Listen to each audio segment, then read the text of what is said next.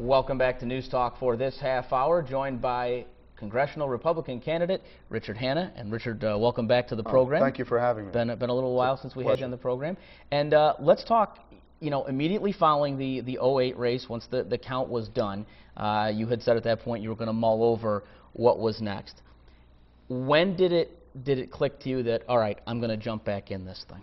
Well, it wasn't because we were close last time, although we had the closest race against an incumbent in the United States. It was when I realized that everything that motivated me to do it the first time was even more dominant in our economy, in our community, in our country this time. And I never really knew the process. It's an enormous task to run for Congress. This district is 11 counties.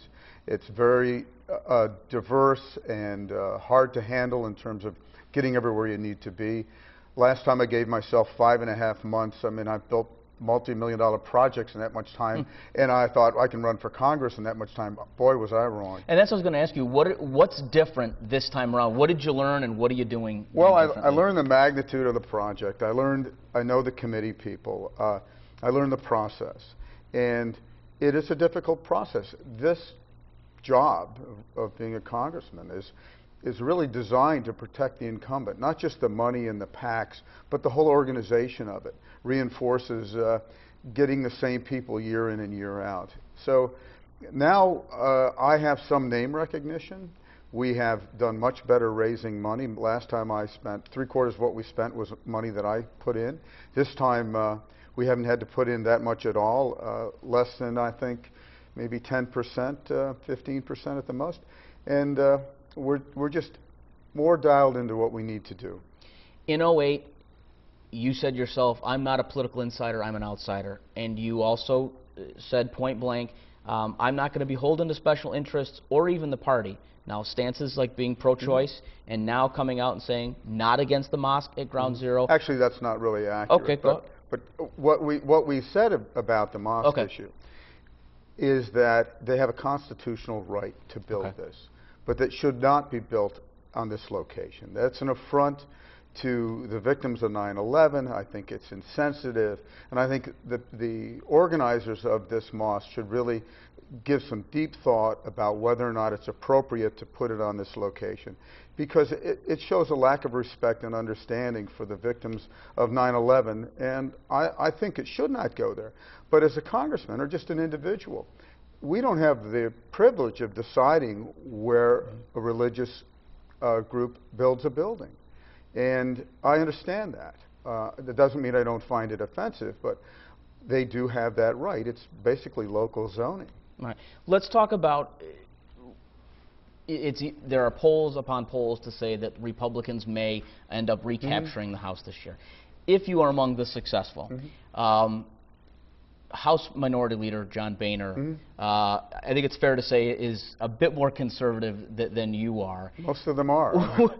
And going back to that not being beholden that you say, would you be able to support someone that's that far right as what would be the next Speaker of the House? Good question. I'm not sure. I'm not sure. I don't know the workings of how they pick. I know the majority picks the Speaker of the House. I don't know Mr. Boehner. I'd like to get to know him better, but I agree with you that I am not in the mainstream with most Republicans. I find myself at odds often with both parties, though. I think they both have it wrong.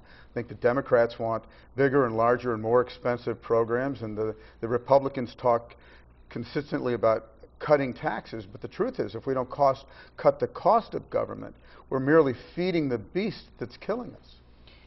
You were we were talking in the before that healthcare reform was the big issue right off the get-go. The mosque everybody's talking about. But is it the economy that is the great equalizer in this, and is that what? 100% of the time. The number one concern of most New Yorkers, and I think people at large, we have arguably someplace between 10 and, depending on who you count and who's doing the counting, 17% unemployment. And upstate New York is suffering, is deeply suffering. I'm a person who came here from college, made a living here, did well. When I came here 30 years ago, and I've lived here all my life, but when I got out of school, there was opportunity, there was growth. I could build a business. I've had over 450 employees. I've done well. I've been a member of my community at a number of levels. I've been involved in lots of charities. And I look around myself today and I say to myself, what can my kids do to do as well as I did or have that opportunity? And I'm not sure they can, and it just distresses me because I love where I live. I love upstate New York. It's a great and beautiful place.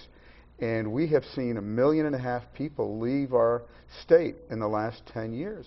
And they're leaving to seek out opportunity, but also with the state legislature and all the other problems, unemployment and the overwhelming cost of being here at every level, has sent the message to people that there's not opportunity here. And what's worse, we don't have a way to make it better. We don't have a way to fix it.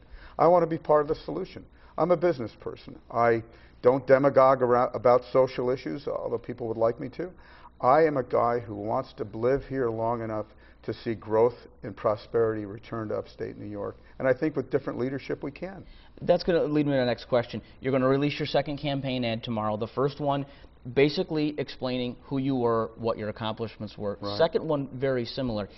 Is the strategy this time around to tell folks this is why you should vote for Richard Hanna and not so much why you shouldn't vote for incumbent Mike Arcuri, or do we is it No, you know, I think of it as this is who I am. I don't have a strategy. People talk about strategy. I don't.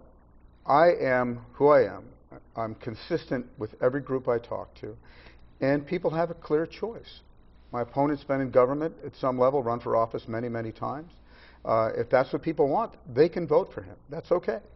But if they want somebody different, somebody who's not served in government, somebody who's doing it not for a career, but somebody who sees that they can make a difference and get involved, then I'm a good guy for that. But I do say this, that lots of people could run for Congress. Lots of people could serve. I'm just somebody who's blessed with the ambition, and I think I'm reasonably well read and understand the issues fairly well, that wants to do it, that sees this as something I can do and be successful at. And that doesn't mean winning an election. That really isn't on my mind so much. My concern is that if I get this job, that I can actually do something with it, come back here in a couple of years and say, you didn't agree with everything I voted for or how I voted, but I represented you and this is why, and this was my thought process, and that's leadership. That's honest representation. All right, so 11 county district. There is no primary, Right. which gives you, both of you, I guess I should say, a little extra time. What's from here on out? Every day we had a fundraiser rally last night. We had 350 people show up just up the road here in Deerfield, and it was great. We had a lot of fun, and we are doing things like that all the time. I've been in lots of parades, I have a 1950 Chevy pickup truck that I love to drive. But mostly just communicate. The ads are starting to go live now, as you say, and just get out there and meet people and try to give people an idea of who I am and what I stand for. Try to be consistent and thoughtful and deliberate when I speak, and hope that I get traction, and hope that I can ultimately do this job and do it well. All right, Election Day is November 2nd. We should mention that Congressman Michael Arcuri will be the guest in this program a week from tonight. Richard Hanna, hey, thank you. candidate Thanks for a lot. 24th Congressional Appreciate it. District, thank you so much for joining us. Yes, sir. Jill will be back with her forecast right after this.